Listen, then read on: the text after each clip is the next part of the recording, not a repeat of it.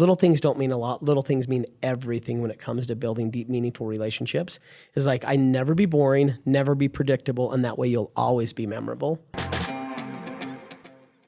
What's up, Founder Nation? Hey, I just wanted to first and foremost, before we jump into this episode, just thank you so much for all the many listeners, all the many downloads. I cannot believe the response to this podcast. When I launched this thing 2.5 months ago, I had no idea the momentum that this thing would create, from the incredible guests to so many listeners. I've had so many of you guys reach out to me directly and thank me and give me so many great testimonials of what you've been able to take from this podcast.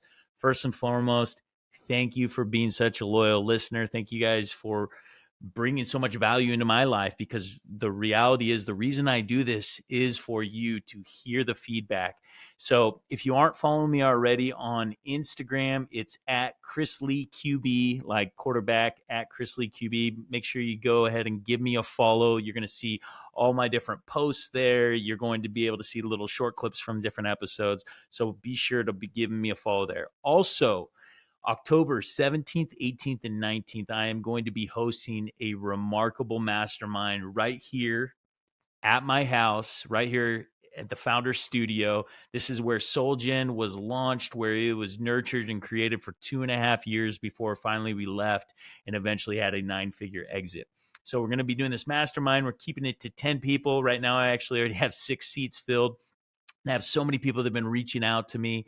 If you are interested in knowing more and what a mastermind like this would look like, go ahead and just message me directly on Instagram, the word mastermind, at Chris Lee QB, and we'll be happy to give you a little bit more information. So let's go ahead and dive into this episode. Yo, welcome to another episode of the Founder Podcast. Today, I am joined by Mr. Randy Garn, live and in person. Welcome. Randy is a founder of multiple companies, a company called Prosper, and he's also founded pest control companies. He works with founders, consulting. He is a relationship guru. Literally knows everybody. If you have heard of a person, he probably has met them, shook their hand, or introduced them to somebody. So welcome to the show, Randy. Good, Chris. It's great to be here, man. Dude, excited to have you. So, Randy, tell us your story. Like, what made you into this awesome entrepreneur, relationship guru? Like, what built Randy Garn? That's it. I've never actually had anybody ask me that question. That's a good one, Chris. For me, I think a lot of it is like, how did we grow up, and who are our early mentors? And I'm actually talking about 11 to 14. Right. That's like a massive age of impact is those years.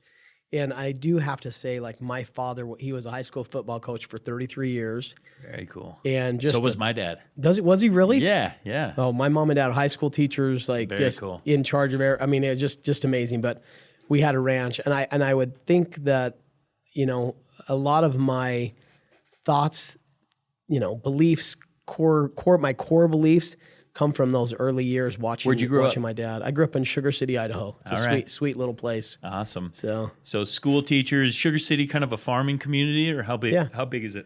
Yeah, there's like 1,000 people in my city. Wow. So when we grew up. Sounds like we had a very similar childhood. Yep. 2,500 where I grew up, small farm town. My dad was a school teacher, high school football, wrestling coach. No way. Yeah. Dude, we're like twin brothers, dude. I love it. That's awesome. So tell me about those early mentors and like the early things that took place in your life that shaped you into who you are.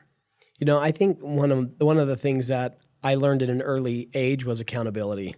My dad being a coach, we'd literally say family prayers in the morning. We'd put our hands in, go Garns. Like that was just, that's cool. How we did, like making hard things fun and really learning how to work. He literally ingrained that into us and how to be productive, how to when you're done with your day, that you feel super good about it because you put an effort, and the joy that comes from hard work. There's so much joy that comes from it. Even today, just like, dude, did I do my best today? Right. And I think those are some of the things that I learned from my dad. And growing up on a ranch, it's like you have to get stuff done. Right. Like, you can't keep punting the ball. You have to get the work done. You got to feed the cows. You have to like make sure the irrigation happens. You have to make sure that these things happen on a daily basis. And if you miss it, then things die, things go away, things don't grow. So your dad was a school teacher and a rancher. So Yeah. you guys had Yeah. so definitely a little bit of an entrepreneur. The fact that he was trying to build something outside of his normal career. How many acres did you guys have? Yeah, it's interesting because he built a lot of his wealth through real estate. That's cool. I mean, he was a school teacher by passion. Right. You know, he actually went to medical. He wanted to become a doctor, and then he had 4 boys, and he's like, dude, I'm going to buy a ranch and become a football coach in Idaho. Wow. And so it was really, really fun. I had the best childhood, and I know not everybody can say that about their relationship with their father. You know, I can't think of a better. I just was so blessed with a dad that was always there, but also a dad that was accountable to me and making sure that I stayed, you know, integrous and moral and strong. And, you know, just watching his patterns were pretty impactful for me at a young age that I think made me be a better leader, a very successful founder. And even to this day, like some of the things that bring me the greatest joys, I watch my dad, like nobody has a bad thing to say about my father, because he always did what he said he was going to do. So tell me about a time that you like saw your dad doing something and it really inspired you. You know, there were quite a few times. There were quite a few times that he really inspired me in this way. When I was getting ready to go to our junior prom, my dad said, "Randy, we got to get up early and you know, take care of the horses and the cows. And so I need you home by 11 o'clock.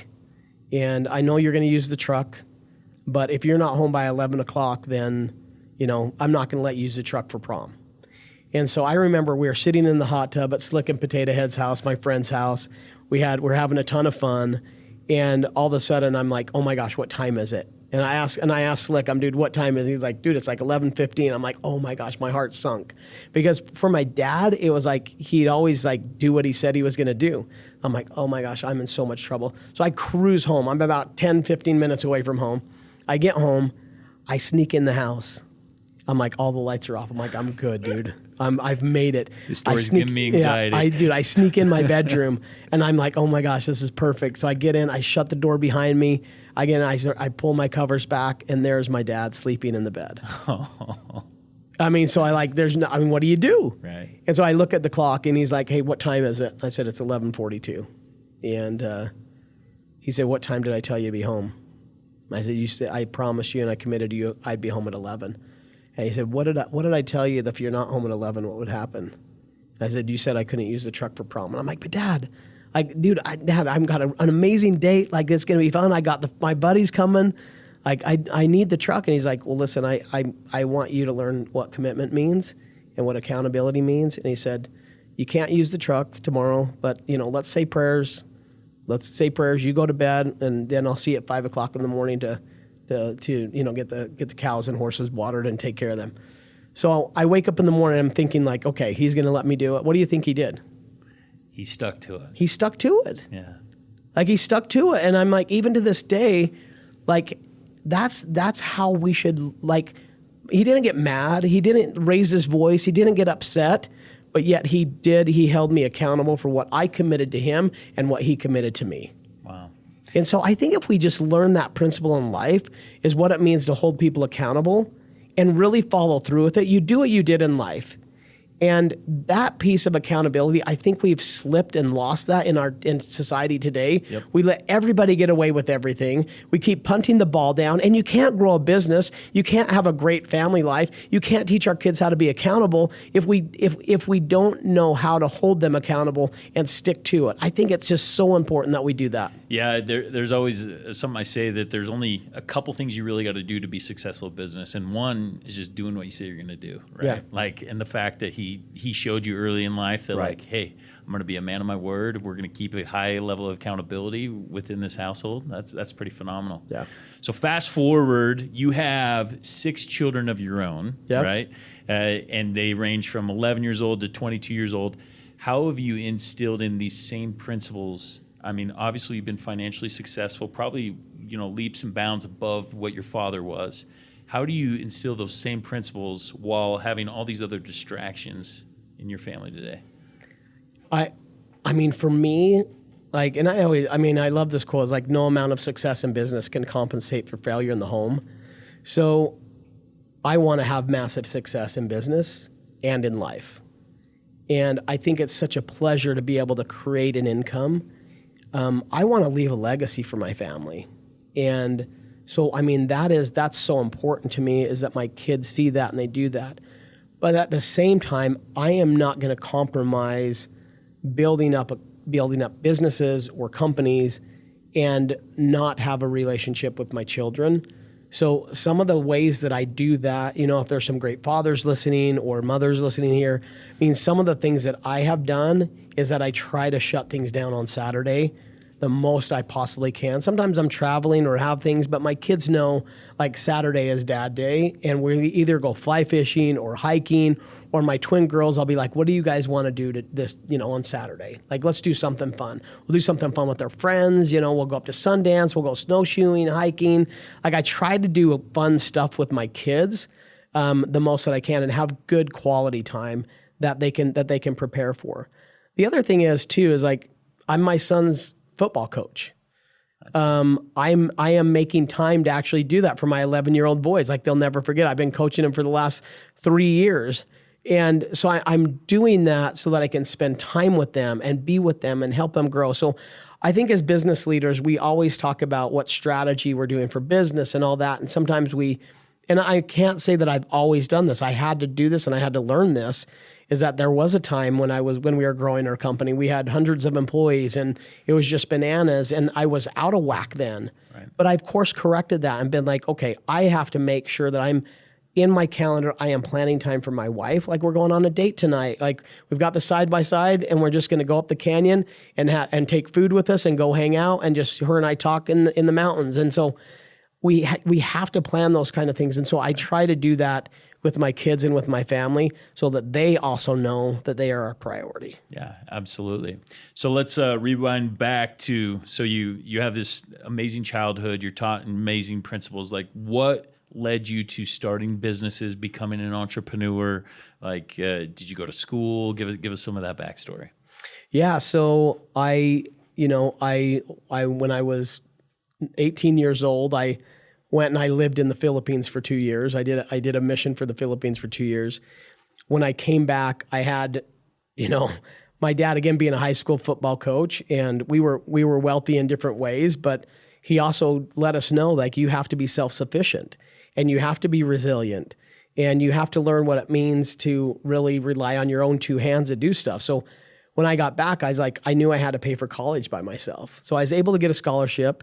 I never wanted to, but I went to a private college just in Rexburg, Idaho, called Rick's College back in the day.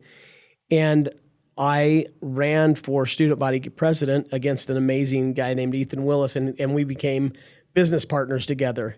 And so I started my first company out of necessity when we were juniors in college. And we put together a full business plan. And back then, I mean, this is 97, 98. Like, this is the BG years. This is before Google. Yeah. Is that we wanted to build the world's very best high performance coaching and training company. Very cool. While we were in college. What inspired that? I look back, and it was because I think that I always loved inspiring others. And I was like, why can't we make money helping others, like doing good for people that does good for people? And so I've always thought of, like, how do we build a company around that? So we were some of the OGs around the personal development and coaching and training. And so we really, I think a lot of that came because I love coaching. Everybody's always called me Coach Garn. Everybody called my dad Coach Garn.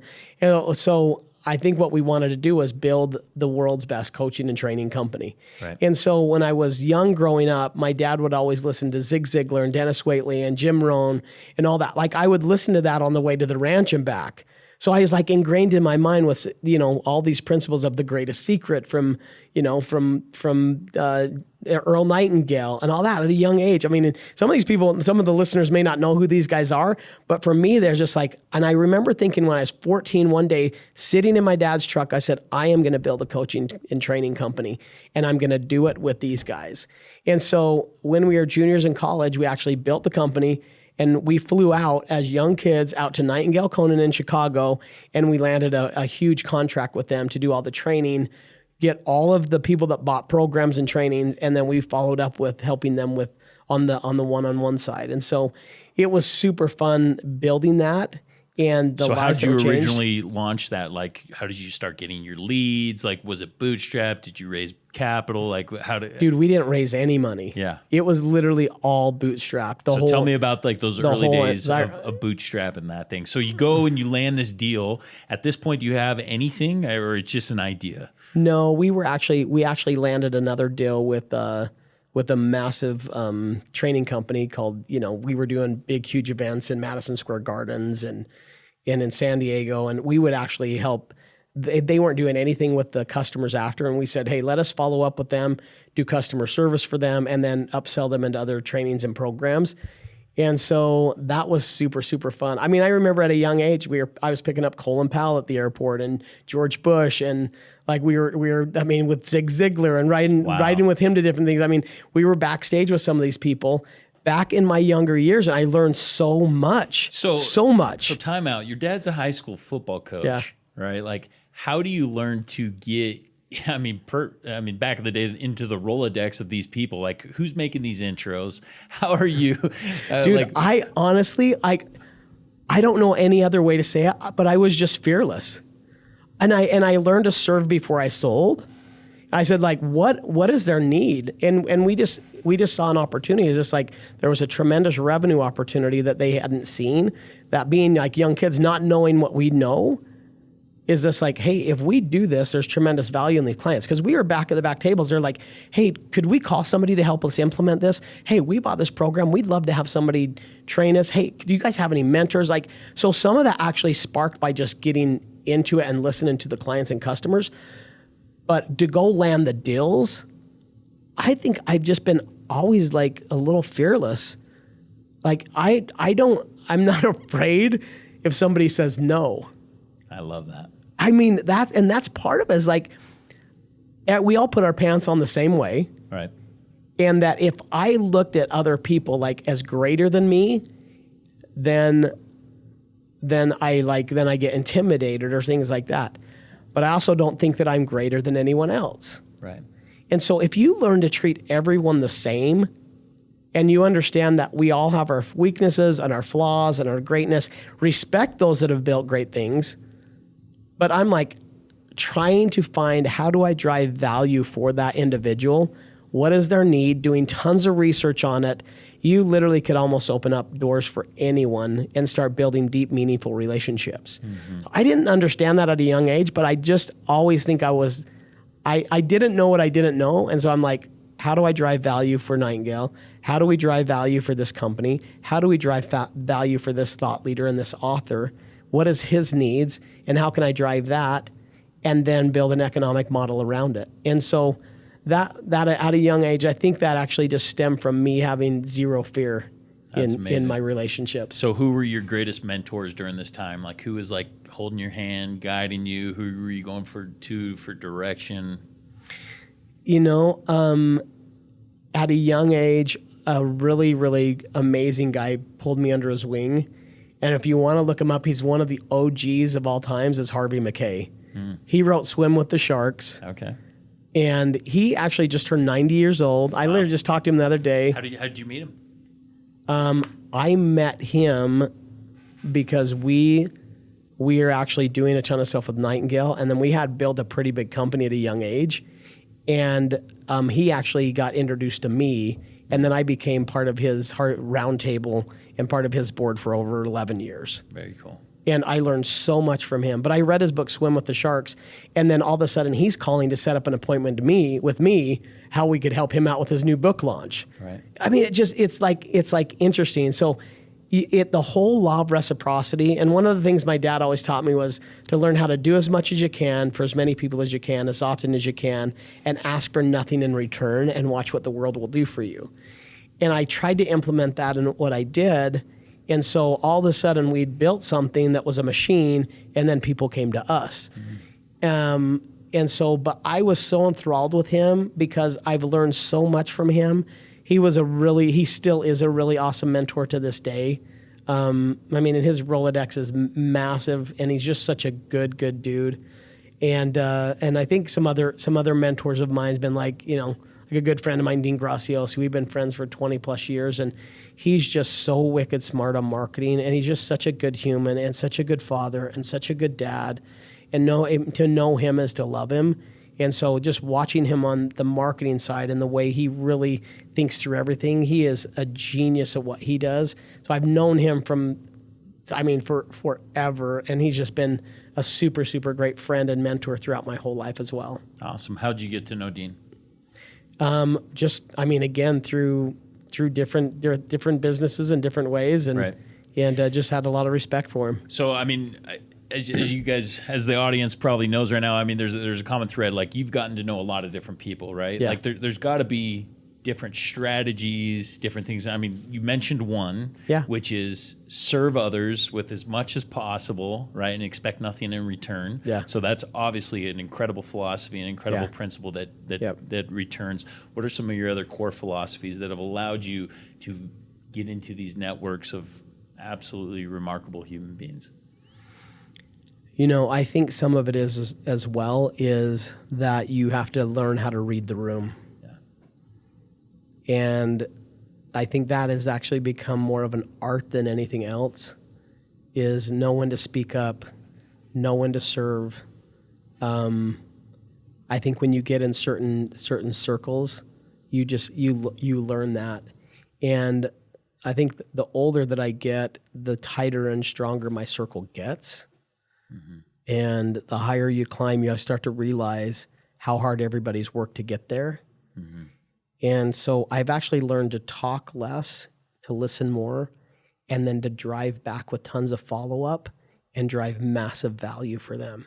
Mm. And again, don't ask for anything in return. Be like, man, that was awesome. And sometimes you'll look for stuff either on social media or in the paper or things. I mean, I have a full-time person that just helps me with my database and with relationships. And so it could be sending out a book. It could be sending out, a baby gift where they just had a baby. They could have had a death in the family, so writing a handwritten note. Little things don't mean a lot. Little things mean everything when it comes to building deep, meaningful relationships. It's like, I never be boring, never be predictable, and that way you'll always be memorable. Yeah. And so it's just like, how do they remember you? How do they think about you? Are you even part of their mind? Are you even part of like who they are? So that little note or that little thank you or that little voice message or that little fun video that you may have did, or just even calling saying, hey, I just thinking about you today. Like, I had a really good friend of mine, Matthew Hussey. If you're not following him, he's the #1 guy in relationships. Him and Audrey, like, coming over here, he came out and we went fly fishing and hung out and just had a great time together. We played pickleball together. And I literally got a massive package from him today in the mail that wasn't for me. My twin boys love Legos. Oh, that's cool. And Matthew sent them the biggest, hugest Lego Star Wars sets I'd ever seen. And like, he gets relationships, but guess what? That wasn't for me. It was for people that were more meaningful to me as my kids and my boys. And so when you learn that, when you learn how to figure out how you can help support people and what's not meaningful for them, but what's more even meaningful for them than themselves, that's when you start to really make a big difference. Yeah. No, I think you shared some incredible best practices right there, right? Like as far as doing the extras, the handwritten notes, the voice memos, the pictures, the videos, those different type of things. What are some other ways that you've seen that have really built deep, meaningful relationships? Ways that you've served, or like just some best practices regarding that? And this is something actually that I'm learning a ton as well, is to see things as they really are and to say things as they really are. I'm naturally very positive by nature. And there's two different mindsets. There's a possibility mindset and a probability mindset. Right. And I tend to always stay as a CEO and a founder and a leader, to always stay in possibility mindset. And sometimes I've maybe been a little too over positive on some stuff, Right. which can hurt your relationships. Yep. But those people that are always like, this is, like grumpy people aren't very fun to be around. And that if you're always seeing all the things that could go wrong, that's a probability mindset, right? Right. So one of the things that I'm actually trying to get better at, like it's a better practice, is to see things as they really are. And I've learned this from Tony Robbins. Like he always says that, is like, just say exactly as it is. And so I am working on actually doing that, because I'm always future pacing. I'm always thinking about how great things can be. But I think how you keep meaningful relationships is try to keep that balance between staying very positive, but actually saying things exactly as they really are. And I think communicating clearly and being so good at communication that there's no misunderstanding and there's no misalignment and there's no expectations that aren't aligned, is that if you get really good at that, you can build humongous, meaningful relationships. And so I think that that's important, is to state and to see things as they really are. Oh, I love that. I love that.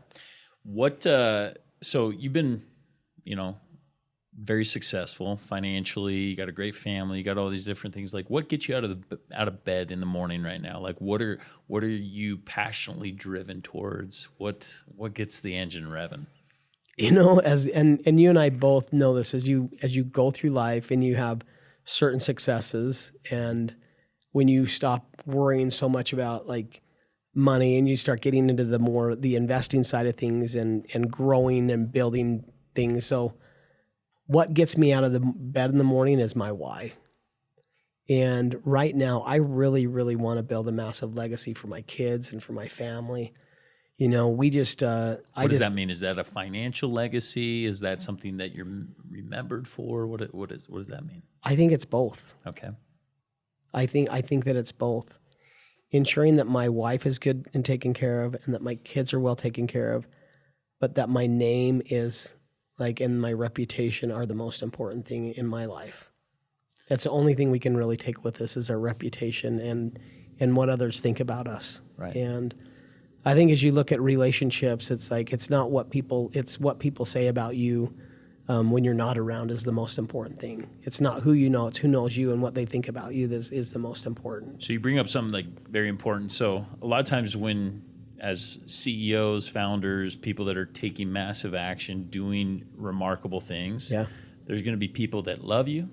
There's going to be people that hate you, right? Yeah. Like talk bad about you. They speak in envy. They speak in whatever else. Oh yeah, he's that way, but he did this or whatever. Yeah. How do you handle that mentally? Because I'm sure there hasn't been only positive things ever said about Mr. Randy Garn. Yeah. So how do you handle those type of situations? Because we all make mistakes. Right. And it's also, how do we handle those mistakes? Right.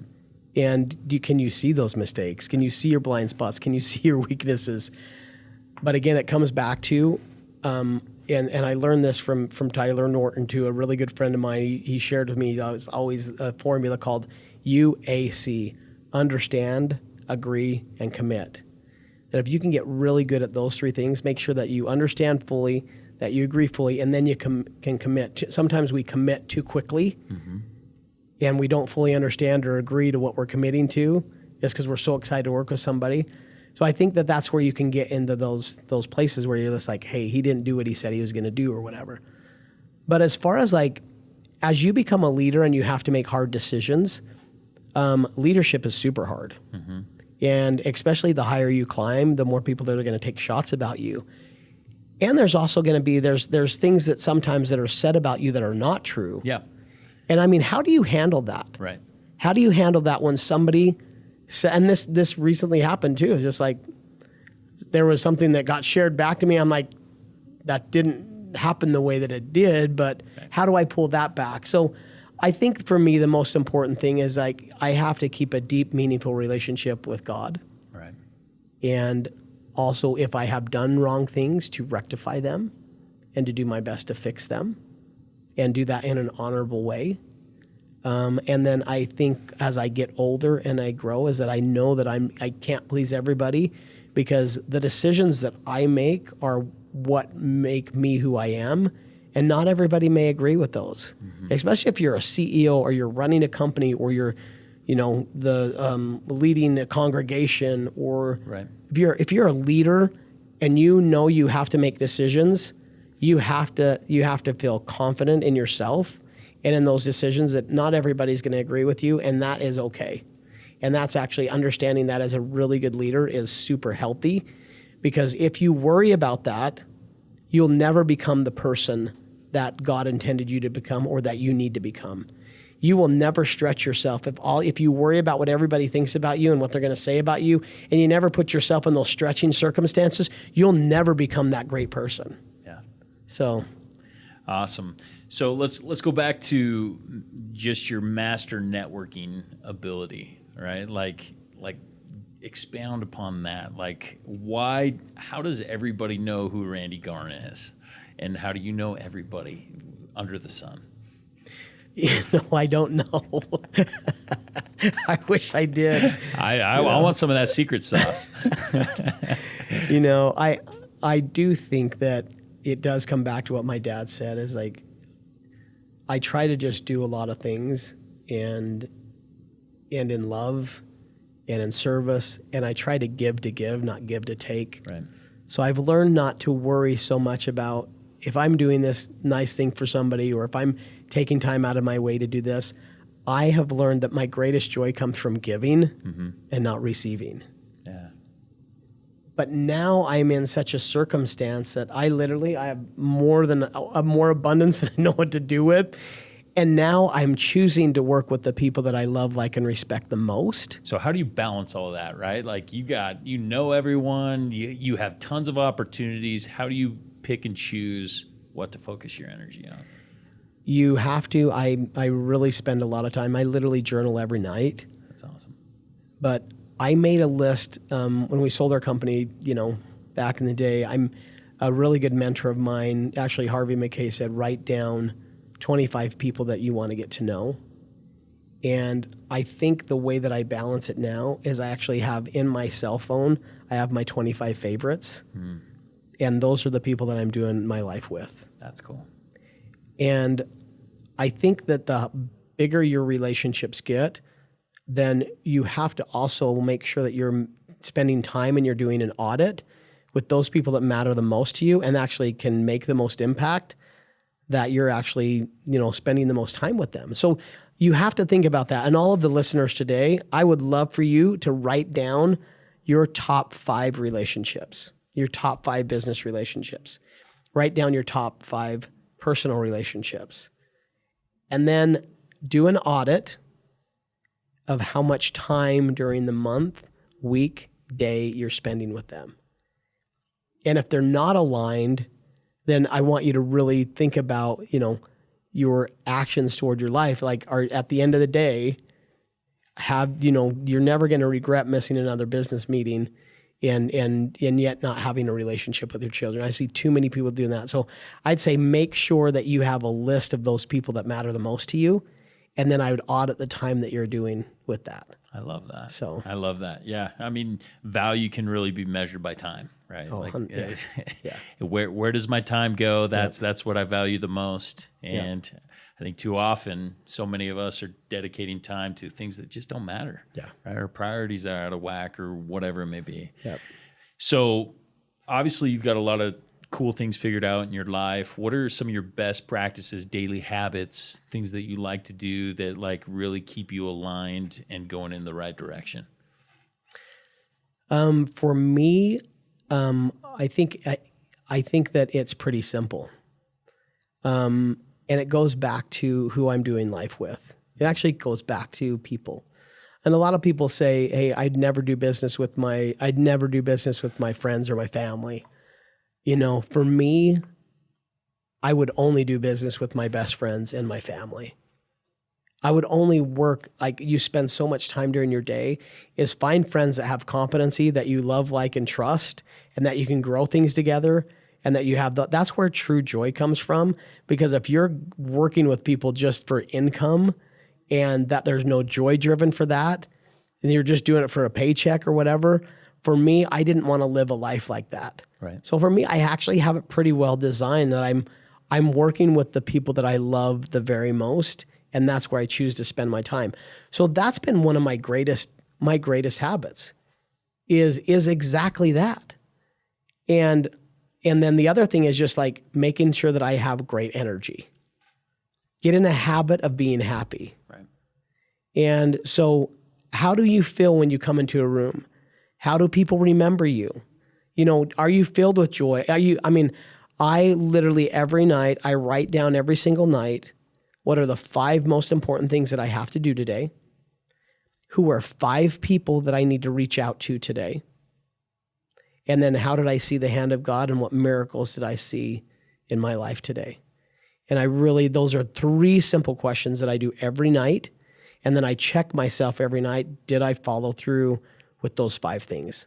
I try to do all the hard things first.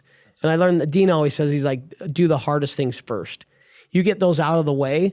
Like I can't remember who I was with, but it's just like, he gets everything done by 11 o'clock. He's like, I got to get all of my stuff done by 11 o'clock.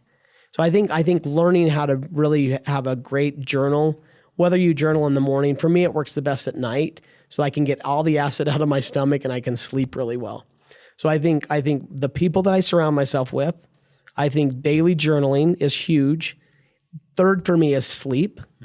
How much sleep do you get a night? So there's a really awesome guy called Dr. Bruce, the sleep doctor. It's funny. We just got back doing a huge sleep test with a group called Hasting Beds. They have a bed that's a $500,000 bed. What? I mean, their average bed is around $500,000 for a real. bed. I mean, look at it. Wow. Look at the company. It's like it is the elite of elite beds. That's incredible. All right, and keep going. And I'm intrigued. Yeah. So sleep is so vital. So I literally invested in a bed. I invest in pillows. I invest in ensuring that I go to sleep at the same time every night. Yeah. And that I wake up at the same time every day. And I found that has helped me have so much more energy, so much more happiness, but also so much more mental clarity as well. So what does that look like? What time do you go to bed? What does a standard day look like? So I try to go to bed at 10:30 every night. Awesome. No, I try to get in bed at that time. I'm usually out within like 10, 15 minutes. I try to not do any screen time, an hour and a half beforehand. So I try to shut all screens down about 9 o'clock. And then I wake up every single day without an alarm clock at literally like 4:55, 5 o'clock. So I am up at 5 every single day. And so that has been the time. But we all have our different sleep rhythms, right, and our sleep circadian rhythms and everything else. So my wife goes to bed a little later and she likes to sleep in a little differently, So I mean, you just have to find out what works best for you. Some of us need 4.5 hours of sleep. Right. Some need 6. Some need, more than that. And so you just have to, I would actually say investing in understanding my sleep rhythm. I have an Oura ring, I have my watch. I love my Oura ring. They're amazing, huh? Yeah, I mean, amazing. So that has been really, really important. And the other thing I think that is one of my greatest secrets too is just to make sure that I'm good with God. Yeah. And that I'm doing things in my life that are aligned with what is going to be most impactful for me I try to keep an eternal perspective. Mm-hmm. My belief is that my spirit is eternal, that I am here right now in the school of life. Absolutely. This is Earth School. And what I do today, what I do in my life will echo for eternities. And that's becoming more real to me now. The older that I get, is that the time that I spend, the decisions that I make, am I aligned in doing the things that, I was put here to do? I really feel like I'm just getting started.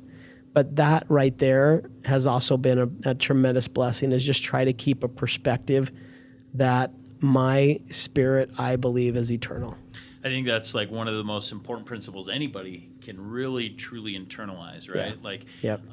Having that eternal perspective that like what I do today matters. Yeah. Right? It's not that there's no consequence tomorrow. There's no consequence, after this life or whatever Right. it may be, and it just makes everything align, right? Like it, and it talks about in Atomic Habits, right? Like the greatest driver of any habit is our identity, right? Like who we are, what we identify as, like as a son of God or whatever you believe that you are, right? Like that is what drives us. That is what pushes us and motivates us. So I love you. Thanks for sharing that.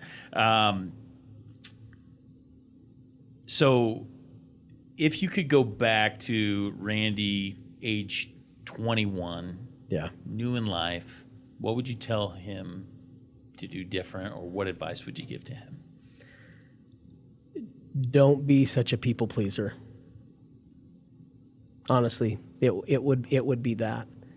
Do it more appropriately, and to also How has that hurt you?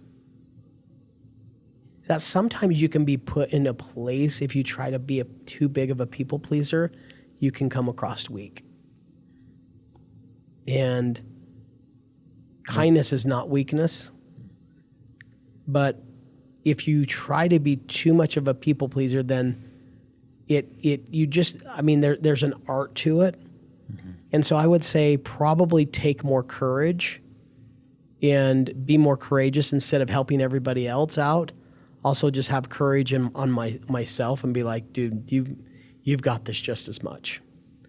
And so I think if I could go back and really think about that, I think that would be an important thing that I've gotten better at. Mm. The other thing that I think is, if I could go back to, is that time is our most valuable asset, and our relationships are our most valuable asset. And that I would look at making better, clearer decisions, because as young kids, we can wander like this, and you learn a lot of stuff from that. Like you have to fail, you have to do that. Right. But I think in my life, there were some times where I knew I shouldn't have done something, and that if I wouldn't have been such a people pleaser and worried about what they've thought, then I'd even be farther ahead. Can you share an example of what you would have done differently?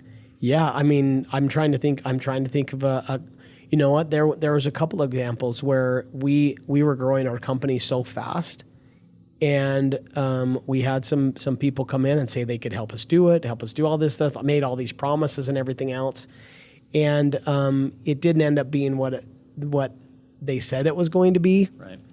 And I think we both knew that, but yet there was there was a good amount of money that could have came with it, and so I think that was a time where just like, in your heart, you shouldn't do something, but it's going to be good.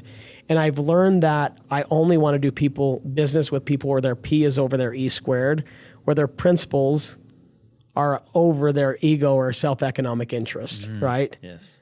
That's powerful. Say that again. That somebody's principles are higher than their ego or self-economic interest. Okay. And so that's my formula for who I'll do business with. And so if I would have had that formula earlier on, I would have been like, dude, these guys aren't good dudes, but yeah, it might be good for us. I mean, let's figure this out. But I knew that they weren't good. Right. And that I will never do again, is that ensure that whoever you're working with has high character, high principles, because usually if they don't, it usually will end up bad. Yeah. Always does. Oh, that's such good advice. So I think if there's any young listeners here, or you're working with stuff, just make sure that you get everything very, very well documented and in writing, and make sure that you're dealing with people that have integrity. Because even though there may be four corners to a document, if they don't have integrity, there could also be some things that don't be good. So listen to your heart, right. Listen to your mind, and make good, strong decisions. That even learning how to make hard decisions at a young age, if you feel like there's something off, there usually is. Powerful. Speaking of the young listeners, maybe there's someone out there right now, they're thinking about starting a new business or taking the leap, taking the risk for the first time. Not everyone is built like you and me, where it's just like natural, like, I'm just going to go build a business, high risk, high tolerance for risk or whatnot. What advice do you give to somebody like that? Well, it's interesting, the root word of entrepreneur, it's a French word, And do you know what it means? Do you know what the word entrepreneur even means? To create is my understanding, but probably not. Yeah. Keep going. It's French. It means to try. Okay. It means to try. Awesome. And so I would say that you really, if you're going to be an entrepreneur, and I love this, Elon Musk said, if you need words of encouragement, don't be an entrepreneur. And so I think I was an entrepreneur early on because I didn't really have a lot of fear. I was just like, dude, if somebody else can do it, I can do it. Yeah. I always thought that if this guy can do it, I can do it. So, but I think you can't be like a grasshopper where you're great on takeoff and you never know where you're going to land. Right. So I think as an early entrepreneur, I would make sure that you're reading great books on entrepreneurship. I think that you need to really build out a really good strategy for your business plan. And I always say, like, if you don't have your strategy on one page, you don't have a strategy. So it doesn't need to be huge and elaborate. You just have to have a clear vision of where you're going. Right. And then you have to have a really good, strong people strategy. So where a lot of people fail is they do a very good business strategy, but they don't realize that they need somebody really good on marketing, really good on legal, right, really good on finance, really good on operations. And so I think you have to also not just have that business plan, but that human strategy. And I wouldn't just say that for small companies. I'd say that for big companies. Absolutely. And you and I both know that, is that a lot of people fall down on the people strategy side of things. So if you're going to start a business, one, build a freaking awesome team around you and get really good mentors. Like Absolutely. Myself, like you, people that have been through the refiners fires, people that have made mistakes. I would get a really, really good advisory board right away and get that set up. And then I would say, go for it and freaking do it. I love it. Love it. So what are some things that you are doing now to fulfill that entrepreneurial drive? Obviously, you're building legacy and everything, investing and whatnot. Like, what are some business things that you're involved in now? Yeah, I think right now, I mean, we're building and growing a few pretty large, leadership training companies, which is my passion.